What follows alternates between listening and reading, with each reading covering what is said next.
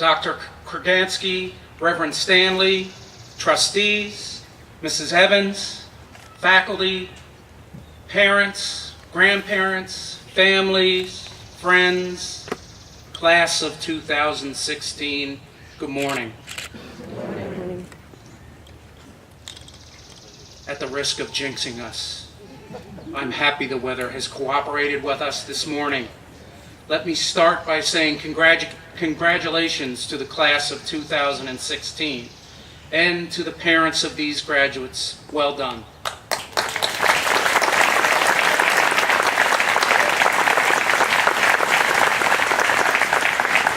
Let me also say thank you to the faculty and staff for your passion and dedication in working with these students. Thank you.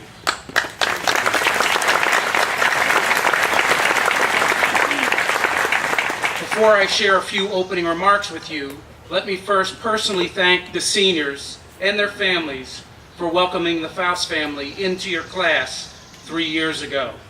I've gotten to know many of you, not only as your headmaster, but also as a parent of the class of 2016.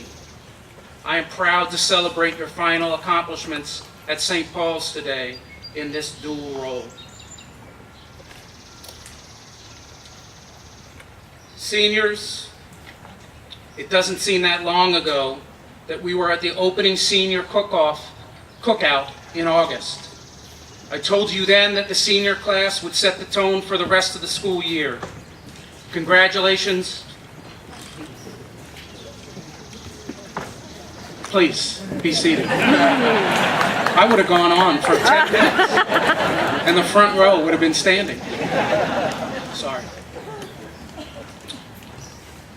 I told you then the senior class would set the tone for the rest of the school.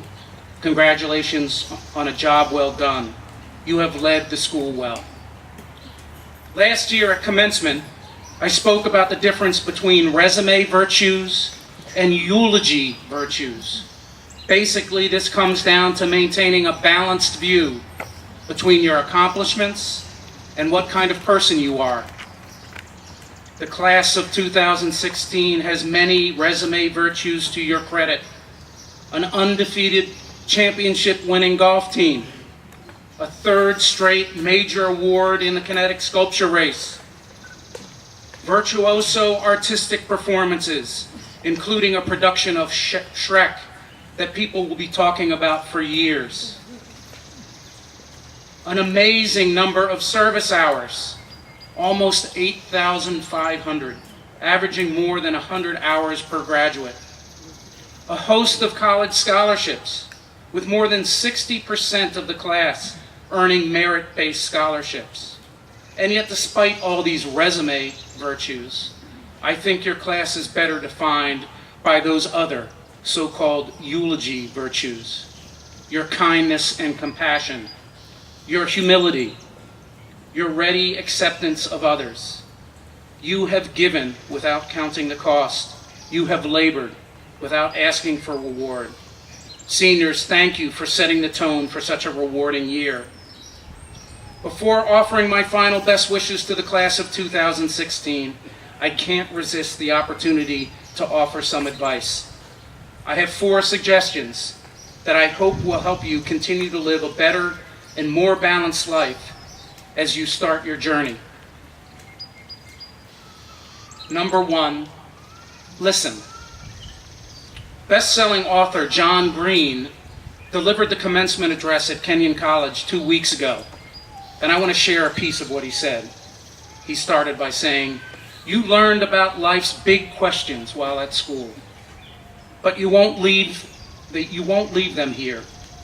And while making your voice heard on those questions is vital, you've also learned here that your voice gets stronger the more you listen.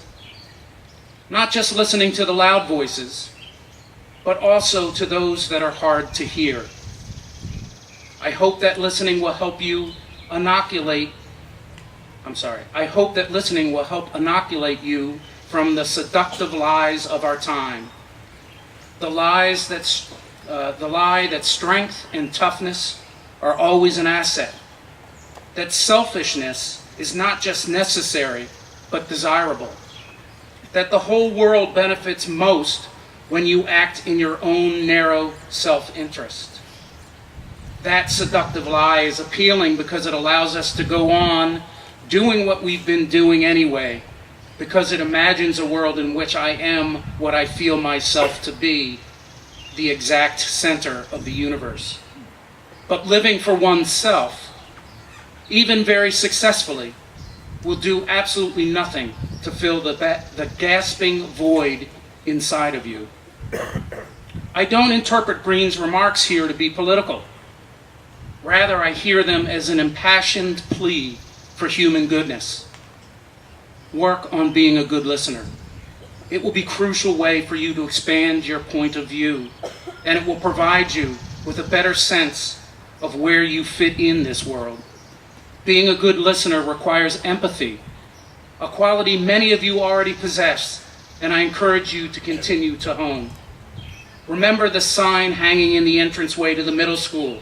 You are part of something bigger than yourself. Being a good listener will remind you of this. Number 2, get a job. According to a recent report from the Brookings Institute, finding a job when you're older is harder if you haven't worked during your teenage years. In addition, those who work in high school have wages 10 to 15% higher when they graduate from college. A lot of kids are missing out by not learning what working is, the study reports. They're also missing the process of job hunting. Part of the experience is developing persistence and that all-important skills of shaking hands, answering questions clearly, and looking someone in the eye. I believe the real value of work is that you are held to a level of accountability that reflects the real world. If you are late for work or miss a deadline, there are real consequences. You could get docked pay or reassigned to a position with less responsibility. It's very likely that mom and dad will not be able to bail you out either. These are important lessons to learn now before you are fully supporting yourself. Number 3, unplug. Studies are starting to show the correlation between too much time with technology and negative impacts on your health. Everything from poor sleep patterns, depression, social anxiety, and addictive behavior are starting to surface. In addition to physical well-being, there's so many other benefits to spending time offline. It reinforces the importance of face-to-face relationships. Turning off your phone to be fully engaged in a conversation with your family will connect you better than even the fastest Wi-Fi network. Unplugging sharpens your ability to focus. While technology can increase your productivity and efficiency, it can also distract you by bombarding your brain with more information than you can process or comprehend. We have come to believe that screen time is essential for us to getting things done. But taking time to actually reflect on and engage with the world around you can ultimately make you more creative and effective than any piece of technology. Finally, last piece of advice, play. Make time to play. A sport, an instrument, a game, preferably not a computer game, maybe Foursquare. Play in the woods, on the beach, in your backyard, on the campus quad. Get outside and do something fun, often. It will give you balance and keep you healthy. Playing is not just for little kids. Find something you enjoy outside the classroom and make it part of your routine. So that's it. Become a good listener. Get a job, even if it's just for a few hours a week. Unplug and play. I think that will lead you to a better life. Class of 2016, you leave St. Paul's well prepared and well positioned to succeed. As you set off on your next journey, I encourage you to reflect on what your own personal definition of success will be, looking at the world through the eyes of others. And remember that the actions you take affect not only you, but everyone around you. Based on your accomplishments thus far, It is clear that the class of 2016 will continue to make a positive impact for years to come. I can't wait to see what you'll do next. Congratulations.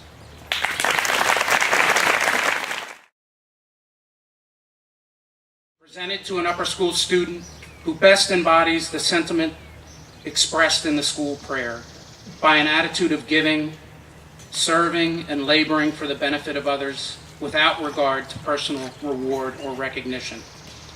It may seem somewhat ironic to give an award for someone for giving, serving, and laboring with no expectation of reward. But there are some young men whose quiet leadership and steady example outshine their humility. And these are they who receive such honors. In his work in the vestry, in his work with Service Learning Council, and in his work as a leader in his athletic endeavors, this young man has served as a model for the St. Paul's community, all while maintaining a significant academic profile. At a time when the lines between the community and the larger Baltimore area would benefit from people who reach out and grasp hands, share perspectives, and forge new futures, this young man looks to claim his place in St. Paul's long tradition to serve to our community, our city, and our world. Therefore, Grant Christian Baker is your Kinsolving Hamilton Award winner.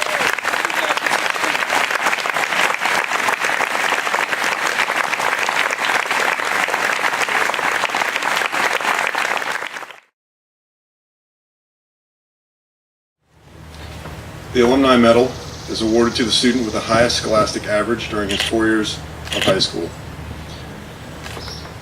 The Alumni Medal, the oldest award at St. Paul's, was first presented 82 years ago. This year, the medal will be presented by Mr. George Ritchie, class of 1984, and president of the Alumni Association.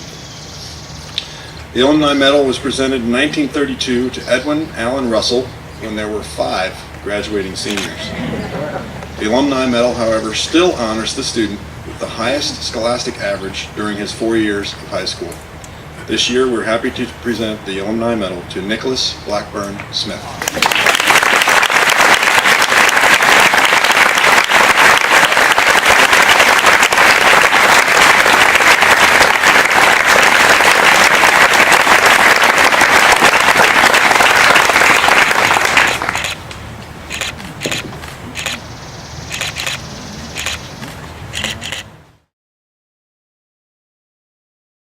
Of the faculty and student body, using the criteria of academic achievement, contributions in school spirit, participation in activities outside the classroom, and respect for the honor system.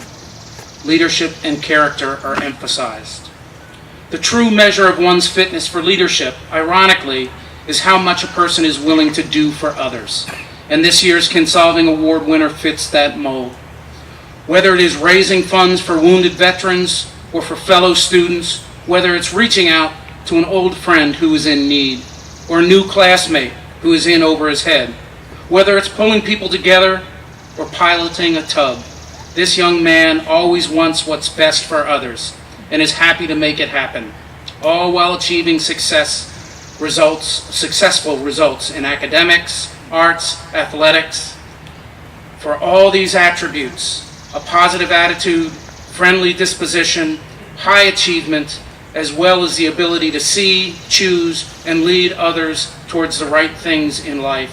This year's Kinsolving Fellowship Award winner is Austin Heb McSherry Ford.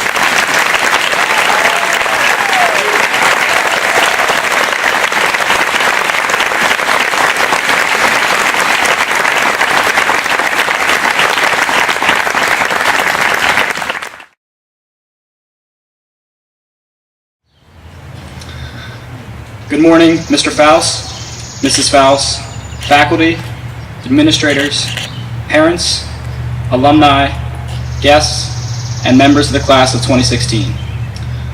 Now, before I begin talking about what I want to say in my speech, I have a few announcements to make first. First, I want to inform the class that Dr. Coleman and Mr. Schindler have suspended all senior privileges, and that reinstatement of those privileges will be contingent upon our orderly performance here today. So guys, be on your best behavior, please. Also to parents. Parents, I want to inform you that your son's My Backpack accounts expire in 45 minutes. So you two also have something very special to celebrate. Guys, can you help me out really quick? 1, 2, 3, eyes on me! 1, 2, eyes on you! Thank you. Now to the business at hand. I promise you I'll be as brief as possible, no matter how long it takes. To the members of the class of 2016, well, we did it. I didn't have any doubts in my mind about whether or not we'd get here, but what was so astonishing to me is that we got here so quickly. And it's funny, you know, because there were times throughout the years when I thought we would never get to this day. Like the day, for example, in pre-first, when I got 5 recess minutes for talking out of turn in class. Probably one of the scariest moments of my lower school career. As I sat there on the playground steps, I thought my school career was over. I would never be the same again. Then a couple days later, Mitchell Higley took my lunchbox. Mitchell, I've wanted to say this to you for 12 years now, so I'm going to say it. I have forgiven you, but I have not forgotten.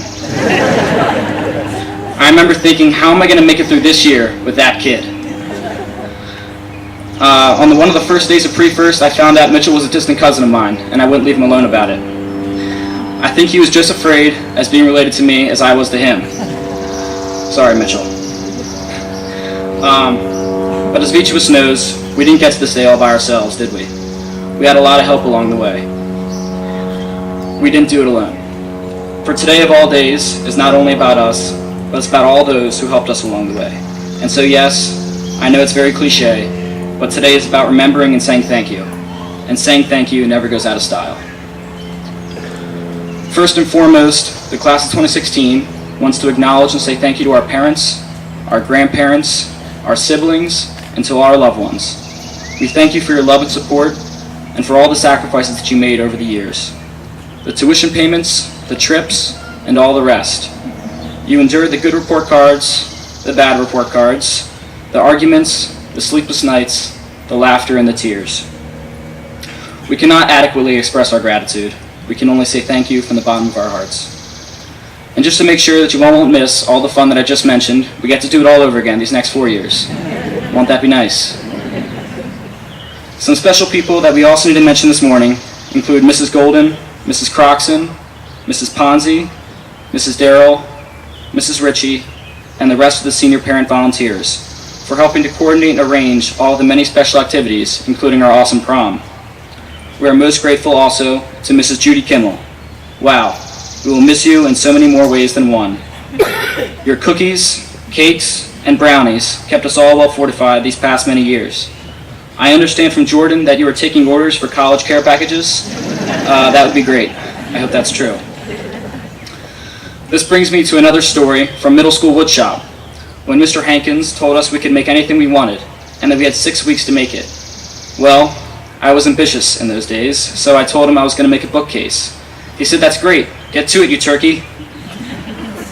So we worked on our project each week, cutting a little off here, sawing a little off there, hammering this and gluing that. And each week we could check in with Mr. Hankins to show him our progress. Well, by the second week, my bookcase had morphed into a small tool chest, but I kept at it. The third week, my small tool chest turned into a footstool.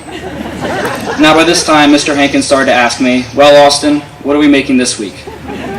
By the 6th week, I ended up with the most interesting looking birdhouse. Those 6 weeks has to be one of the longest and most stressful 6 weeks I've ever had at St. Paul's. And Mr. Hankins, wherever you are, I couldn't have survived that ordeal without you. Your patience and your understanding. So to our teachers, of whom we owe so very much, we say thank you. For those of you that do not know, my mom's a teacher, and so I have a very special place in my heart for them. Next to our parents, they are the most important people in our lives because they are passionate in what they do and what they believe in, or else they wouldn't be here. Their influence on our lives will be felt long after our days at St. Paul's have come to an end. I've heard many times that no matter how old we get in life, we will always remember our teachers. I believe that is true, and the class of 2016 thanks each of you.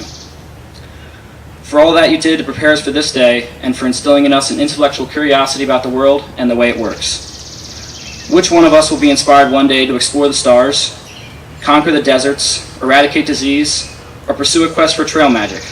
Who knows, but it all would have started here with a teacher at St. Paul's School. To our coaches, we also owe a great deal of gratitude for the success they helped us achieve and for the lessons they taught us off the field, the esprit de corps and the sportsmanship. We say thank you. Through the countless hours spent in practice, through the wins and through the losses, you have taught us to hold our heads high and fight the good fight. We can also not forget to mention Mr. Smedstead and all he has done in teaching us to appreciate and strengthen our musical talents. Only he could take a bunch of squeaky-voiced freshmen and turn them into a choir. We had many unforgettable concerts in some of the most magnificent cathedrals and churches of Europe, and we thank him for his direction and confidence in us. I would also like to say how much we appreciate the faculty club advisors, who lent their talents and expertise after school hours. Jacob Warfield could tell us a good deal about these clubs, as he was a member of all of them, or so it seemed. On a similar note, I would like to give special kudos to Mrs. Bean and Frau Stolmeyer, who were the faculty club advisors of the yearbook. I think they helped us produce one of the best yearbooks ever this year. Mrs. Webster, Mrs. Meck, Mrs. Valet, Mr. Talmadge, counselors. We thank you for everything you have done for us. Day in and day out, your constant positive and helpful attitude was always appreciated. We could always count on you to make sure that we explore all of our options in our efforts to reach our post-St. Paul's goals. Thank you to Father Meck and Reverend Sell. You know, it's been said that as long as there were final exams, there would be prayer in school. Well, we could always count on both of you to put in a good word for each of us before, during, and after final exams. And we thank you both for your kindness and compassion over the years. Your connections with others in very high places ensured that our community was looked after and nourished spiritually. We could always count on both of you to be there when we need to talk to someone or help in making the right decision. Dr. Coleman, Mr. Schindler, and Mr. Kaplan, we thank you for keeping us on the straight and narrow path and for reminding us again and again and again about our obligations and responsibilities as members of the senior class. We say thank you for your guidance. Headmaster Faust, the senior class was to express its thanks to you for your support and your leadership, and most importantly for giving us John Faust. The Faust years at St. Paul's have been good ones, and we are grateful for all you have done for our school, and that you will continue to do throughout the years ahead. I want to also pay special tribute to our class president and my good friend Brett Wakeman. Apart from having the coolest car on campus, Brett's thoughtful leadership these past 2 years helped to ensure the success of many of our class events and initiatives, including our collection drives for troops, the USO, our fundraising events, and the outfitting of the senior lounge. Brett worked tirelessly to make sure that everyone in the grade had something to cheer about. Thank you for being one of the best friends anyone could ever ask for. Well, what a year we've had, and what a great 4 years it has been. We have accomplished so much as a class. It's quite impressive. Foreign language has always been an important part of our St. Paul's education, and many of us had the tremendous opportunity to put Frau and Herr Stolmeyer's, Sensei Julian's, Senor Wayne, and Senora Steer's teaching into practice. We traveled and lived with host families in Germany, Japan, Argentina, and Scotland, and experienced some very memorable times. Whether it was climbing Mount Fuji in Japan or visiting memorials of the Berlin Wall in Germany, my fellow classmates represented St. Paul's throughout the world and were ambassadors of goodwill wherever they went. In fact, one of our classmates and my close friend Campbell Shellis lived in Japan for 4 months. What an incredible experience. Our class also took an active interest in our local community. During these last 4 years, we have clocked thousands of hours in community service to various nonprofit charitable organizations. Some of these organizations include Our Daily Bread, the USO, Race for a Cure, Living Classrooms, Habitat for Humanity, and the Chestnut Ridge Fire Department. We have come to appreciate through firsthand experiences that service to others, especially to others in need, is a noble act and something that we must incorporate into our lives away from St. Paul's. We are grateful to Ms. Robinson and Chaplain Sell and the Service Learning Council for all their work and support in this area. The Arts Department at St. Paul's truly is a launching pad for aspiring artists in theater and film, and all of those involved have provided us with countless hours of entertaining productions under the guidance and support of Mr. Hendricks, Mrs. Mueller, Mrs. Kemmer, Mr. Lowe, and Mrs. Watson. The Arts Department has brought Broadway, Hollywood, and Shakespearean productions right here to St. Paul's, and our lives are richer because of their efforts. St. Paul's has also been fortunate to have a long and storied past regarding our accomplishments in athletics. These moments in victory will last us a lifetime, and we have provided a small snapshot of what success from hard work really feels like. This is sort of unscripted, so there's one other person in the class of 2016 that we want to thank. As class dean, he has seen us at our best of times when we weren't living up to our full potential. Never shy at our best times and when we weren't living up to our full potential. Never shy about offering up an opinion. He never stopped believing in us and always wanted to be the very best that we could be. For all those things, we say thank you to Mr. Kaplan, and the class is pleased to present you, in grateful appreciation for your guidance and wisdom, a small token of our appreciation.